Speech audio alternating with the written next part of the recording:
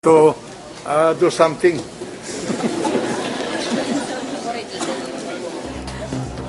Okay, so may recess po ng 1 minute lamang at ito pong si Enrile sa kanyang pagsasalita, sinabi niya na meron kasi mga sabpina na pinapakuha, no?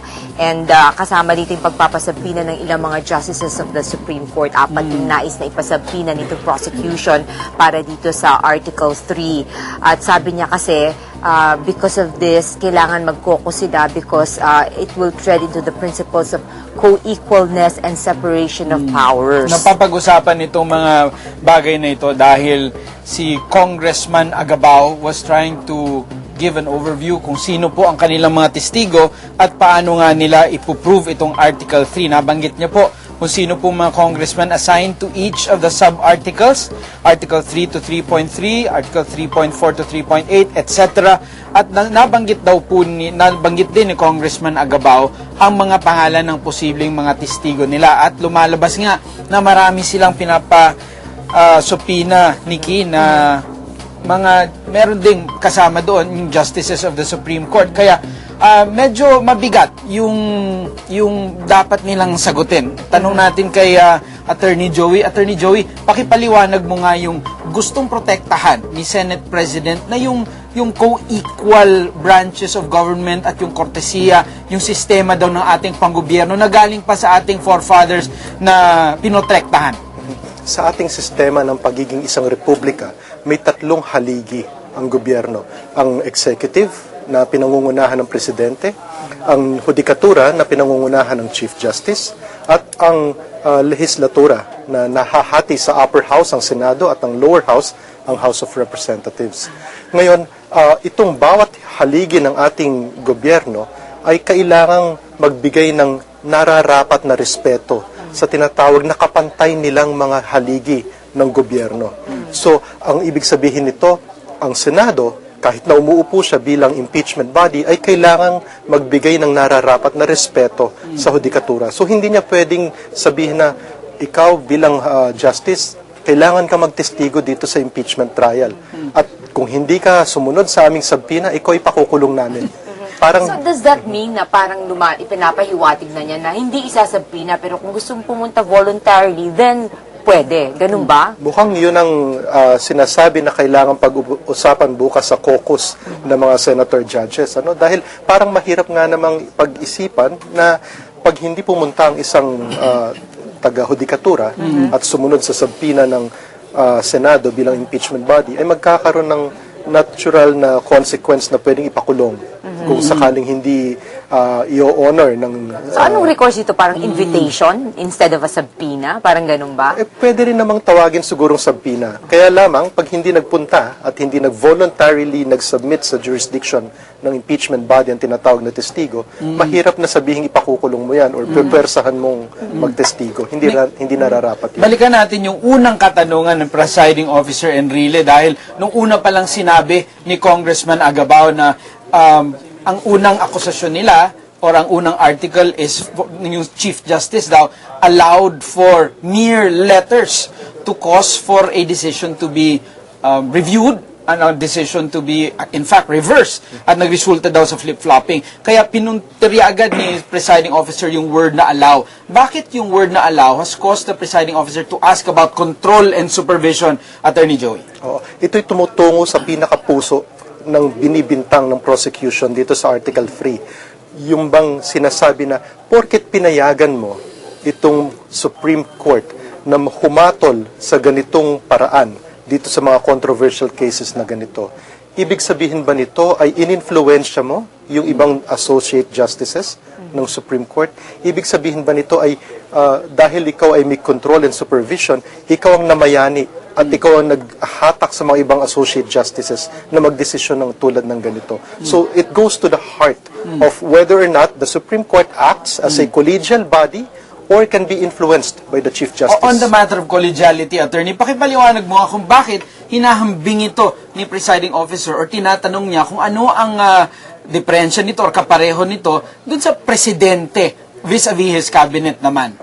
Dahil kasi sa ating executive branch, ang presidente exercises control and supervision he exercised powers over all the secretaries. Ang mga secretary, tumatayong parang sinasabing alter ego ng presidente. Kumbaga, yung secretary serves at the pleasure of the president. Kung anong gusto ng presidente, kailangang sundin ng secretary. Ganun din ba sa ating Supreme Court? Yun ang tinatanong ni Senate President Enrile kasi siguro sa kanyang pagkakaintindi at pagkakaintindi ng karamihan ng abogado, ang Supreme Court, dahil nga collegial siya, ang bawat isang yan ay may sariling boto. Okay. Merong press conference ang defense. Pakinggan po natin.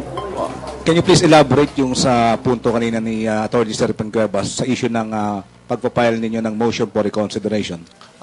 Makikita ninyo at tinutukan yung aspeto na yon, no? The aspect of filing a motion for reconsideration, dahil sinabi niya, he was trying to explain that of course we should have some sort of a remedy. Although we recognize that there is a provision in the impeachment rules na kung saan ang presiding officer, Senate President ay may rule, pwede pong any member of the Senate, Senator Judge, to file a motion for reconsideration. So makikita nyo rito, kahit sinigundahan naman po ito ni Senator Pimentel, sabi ni Senator Pimentel na it is quite unnatural kung wala naman pong motion for reconsideration.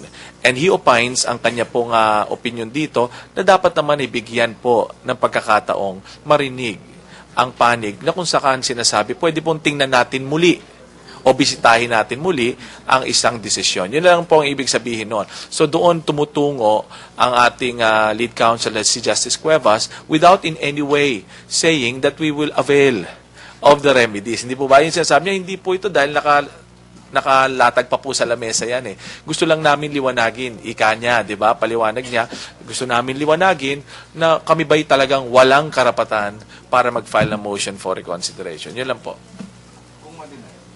Kung ma-deny po, mag-uusap po kami ulit. Pag-aaralan, kung ano pong susunod na hakbang, then we will proceed. Ganun po. Sir, noon na tutol si Sir Ping Cuevas sa pagpupusid ng Article 3 hanggat hindi pa tapos ito Article 2. Pero ngayon hindi yata siya nag-object, sir. Ang gusto kasi, ako ang paniwala ko, ang gusto pakita na aming lead counsel na ayaw namin bumagal ang proseso. Kasi although maliwanag, last week sabi niya Article 3 tayo. Hindi tayo puproceed ng Article 3 hanggang di tayo tapos ng Article 2. Pero po naman kung walang mangyayari ngayon at ikakansela, ay mas mabuti na nga pong ituloy kung sa amin. At kesa adjourn kasi baka mamaya pag-uwian, tanungin ba't namin dinidelay. Kaya po mas mabuti ituloy po. Good afternoon sa Attorney Salvador Enrique Brosas of Radyo Inquirer. Na-inform na ho ba yung panig ng depensa kung sino-sino yung mga isasalang na testigo sa Article number 3? Baka mamaya magkasorpresahan na naman, mabigla po kayo. Ako na. Okay. Makikita nyo po yan. Nirevisit na naman nila. Sabi nila, Your Honor, sabi nila sa Senate President, yung pong may mga nire-request kami mga ilang supina na hindi pa po na-actionan. So, yun po ay hinihintay nila. Pag-uusapan sa caucus bukas, sabi na ating Senate President, Presiding Officer, pero po sa aking paniwala ay meron po sila mga testigo. Dahil po naman hindi tatayong ating mga prosecutor doon, wala silang testigo. Hindi naman po nangangailangan na lahat ng testigo ay isupina. Nangyayari lang po ito kung hindi nagboboluntaryong mag-submit ang isang testigo. Kung ang testigo po ay sa kanyang sariling kagustuhan, ay pupunta rito. Pwede po yun. Malamang po meron silang mga testigong ganon na uupo ngayong hapon. Oo, pero nasabihan na ho kayo kung sino-sino marahil yung mga yon. Meron po kaming idea dahil po lumulutang naman sa mga pagtatanong rin po naman ninyo pag umaga pa yung mga ilang bagay na yon. Maraming Salamat po.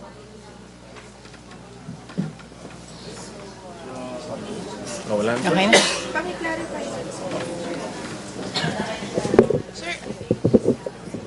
Sir, sir na interaction. Sir, paki-clarify lang yung binanggit ni Senate President kanina. Hindi po ba inalaw yung subpoena sa mga House members ng defense? Hindi po kasi klaro.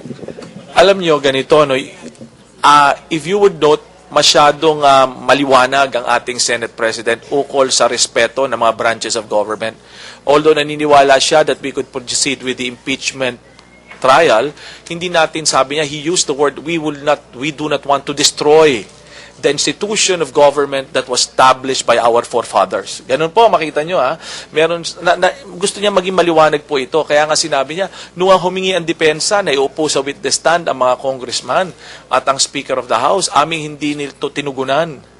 We did not grant that. Sabi niya, hindi kami nag-issue ng subpoena on that premise na nirerespeto namin ang separation ng power, na ito ay co-equal namin. Kaya hindi po namin ginawa yun. Ano po? Ay, hindi. Na sinabi niya rin na ito yung gusto nilang mag-proceed with extreme caution. Kaya sabi niya, ito yung mga bagay na magkakaroon sila ng caucus. At isa sa mga rason, yung nakaschedule to dapat na magka-caucus kahapon, at isa sa mga rason kung bakit hindi ito natuloy, dahil tinapos muna nila yung issue tungkol dun sa subpoena sa bank accounts.